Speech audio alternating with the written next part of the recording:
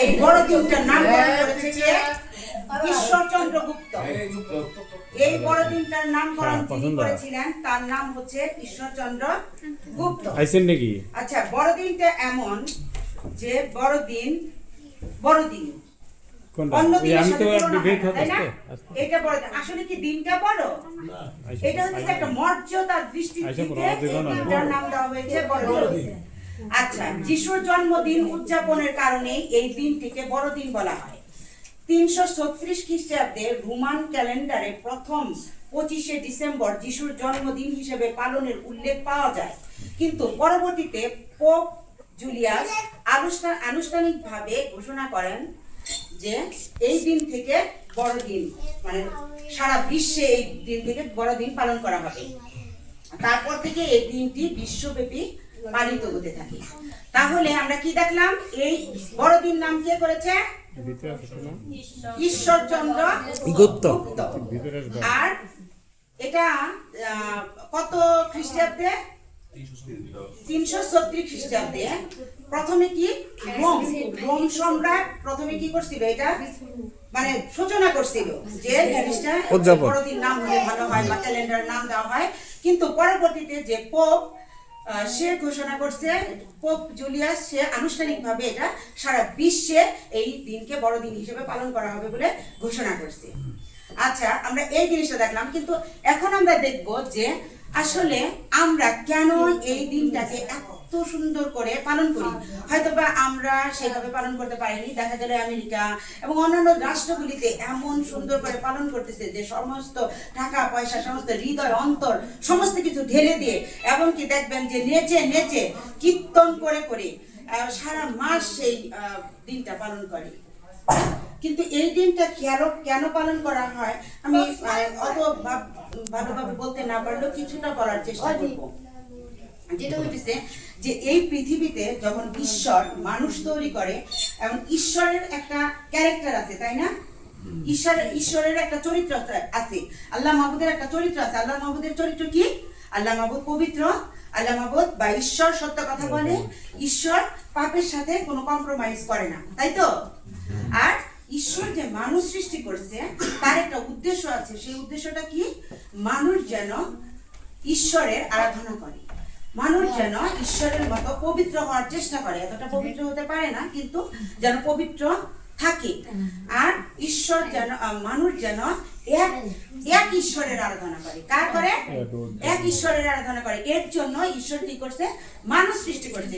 মানুষ সৃষ্টি করছে খুব ভালোবেসে ঈশ্বর মানুষ সৃষ্টি করছে। কিন্তু মানুষের চরিত্রটা কি? আমরা কেমন? আমরা কি করি? আমাদের চরিত্রটা কি ভালো? আমরা কি বলি? আমাদের চরিত্রটা ভালো মনে করি, তাই না? আমরা কি মনে করি? আমরা খুব ভালো। আমরা কি করি? ভালো, আমাদের মনোভাব ভালো। আমরা কি দান দশমাংশ দিই, আমরা উপহার দিই, আমরা কি বিকুটে ঈদে মসজিদে টাকা দেই, অনেক কিছু করি, তাই না? আমরা ভালো। আমরা এমন ভালো যে আমরা যদি মন্ত্রী মিনিস্টার থাকে তাহলে কি করি? লাখ লাখ কোটি কোটি টাকা খেয়ে ফেলে। আর যদি আমরা সাধারণ মানুষ, সেটা হলো 2 টাকা বা 10 টাকা হলো চুরি করার চেষ্টা করি। আমরা এমনটা ভালো, ঠিক না? আমরা কি করি? যে বলি আমি তোমাকে অনেক ভালোবাসি, কিন্তু একটু ঠেলা দিয়ে যেন সরে দেওয়ানো যায় সেই ব্যবস্থাটাই করি। আমরা এরকম ভালো। কিন্তু আমরা যদি মানুষ হিসেবে ভালোই থাকতাম, আমরা যদি পাপী না থাকতাম, তাহলে আল্লাহ মাহবুদ যে মানুষ সৃষ্টি করছে তার জন্য সে কষ্ট পেত না, তার জন্য সে কি করতো? আনন্দ করতো, ঠিক না? তো আমরা এখন তার সৃষ্টিটা দেখব। আমরা বেশি বড় করতে চাই না, আমরা দেখব আল্লাহ মাহবুদ কেন মানুষ সৃষ্টি করলো।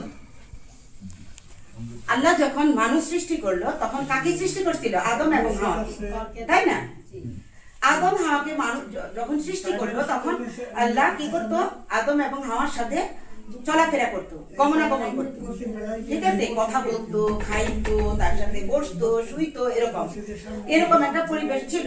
কিন্তু যখন আদম হাওয়াকে ঈশ্বর একটা কমান্ড করলো, মানে একটা বাক্য দিল যে এই বাক্য পালন করতে হবে, বাক্য দিল যে আমি তোমাকে এবার যেভাবে চলতে বলি সেভাবে চলো, কিন্তু আদম এবং হাওয়া সেভাবে করতে পারলো না।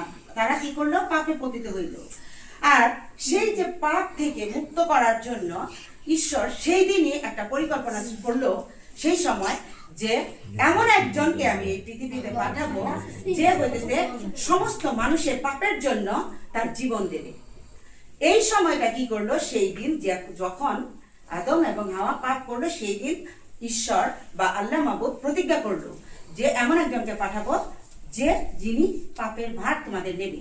এভাবে আমরা দেখি যে যখন আদম হাওয়া সৃষ্টির পর তারপরে দেখি যে আরো অনেক নবী, অনেক ভাববাদী, অনেক কি বলে, অনেকেই আসলো মানুষকে পাপ থেকে মানে দূরে সরানোর জন্য বা বিভিন্নভাবে সৎ জীবনযাপন করার জন্য। কিন্তু মানুষ সেটা শুনলো না। মানুষ কি করলো, ধীরে ধীরে ধীরে ধীরে নিজের কথা শুনতে লাগলো। এই বাচ্চারা কথা না, মানুষ কি করলো, মানুষ ঈশ্বরের কথা না শুনে, আল্লাহর পথে না চলে মানুষ কি করলো, নিজের কথাগুলি শুনতে লাগলো, না মানুষ নিজের মতো করে চলতে লাগলো। তখন আমরা একটা আমাদের কিতাবে একটা গল্প আছে যে বেবিলন নামের একটা জায়গায়, সেখানে ঈশ্বর কি করে মানুষের ভাষার মধ্যে বিভেদ ঘটায় দেয়। কারণ বেবিলন টাওয়ারটা মানুষ নিজে নিজে তৈরি করা শুরু করছিল ঈশ্বরকে ছাড়া, যার কারণে সেই দিন ভাষার বিবাদ ঘটে। একটু শুনেন, আমি কিন্তু প্রশ্ন করবো শেষে। ভাষার যে বিভাগ ঘটে সেটা হলো বেবিলনে একটা বড় টাওয়ার তৈরি করতে গিয়ে, তারপরে কি হলো, সেই টাওয়ার তৈরি করতে পারলো না। কারণ ঈশ্বর চিন্তা করলো যে মানুষ যদি এই জিনিসটা তৈরি করে ফেলে তাহলে এই মানুষগুলি আমাকে আর ভয় পাবে না, তার পাপে নিমজ্জিত হয়ে যাবে। তখন কি করলো, ভাষার বিভাগ ঘটাই দিল। তখন মানুষ কি করলো, ভাষার বিভেদের কারণে সে বিল্ডিং আর তৈরি করতে পারলো না, টাওয়ার আর তৈরি করতে পারলো না, বিভিন্ন জায়গায় মানুষ ছড়িয়ে পড়লো। আর এই যে বিভিন্ন জায়গায় মানুষ তৈরি করলো, মানুষ কিন্তু প্রথমে এক ঈশ্বরের আরাধনা করতো। কার আরাধনা করতো? এক ঈশ্বরের আরাধনা করতো। আর এই যে ছড়িয়ে পড়ার কারণে মানুষ কি করলো, বিভিন্ন জায়গায় ছড়িয়ে দেয়, সেটা বিভিন্ন ধর্ম সৃষ্টি করতে লাগলো।